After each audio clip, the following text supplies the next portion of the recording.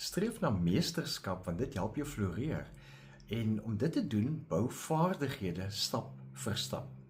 Dikwels is 'n mens se lewe so vol van die chaos van elke dag se werkslewe, gesinsverantwoordelikhede, al die ander verskillende verpligtinge wat 'n mens het, e-posse, skoolaktiwiteite, vergaderings en dies meer.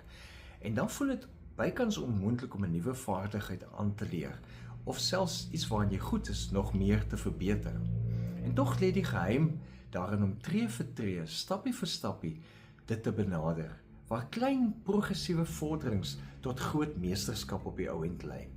Ons oorskat wat ons in 'n dag kan doen en onderskat wat ons in 'n jaar kan doen. Ons prop te veel in een dag en dan voel ons oorweldig.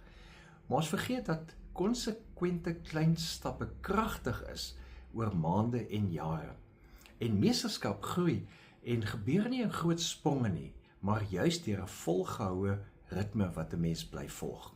Erikson se navorsing toon dat ware kenners hulle kundigheid opbou deur hulle huidige vermoëns te assesseer en dan effens moeiliker take aan te pak. En dit dwing ons brein om aan te pas.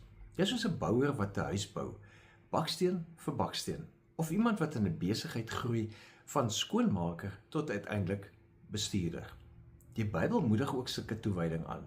Paulus skryf aan die jonger Timoteus in 2 Timoteus 2 vers 15, lê jou daarop toe om jou voor God te stel as iemand wat die toets deurstaan het, as 'n arbeider wat hom nie hoef te skaam nie, wat met die woord van die waarheid die regte pad aandui.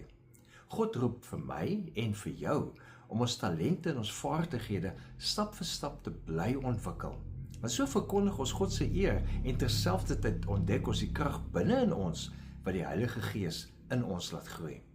So kies vandag 'n vaardigheid, lees miskien net een artikel daaroor en pas net een wenk daarvan toe. Wanneer jy geduldig en getrou op hierdie manier volhou, sal jy groei en ook ander inspireer. Jy is nog nie klaar met die lewe en met God se doel vir jou lewe nie. Leef geïnspireerd.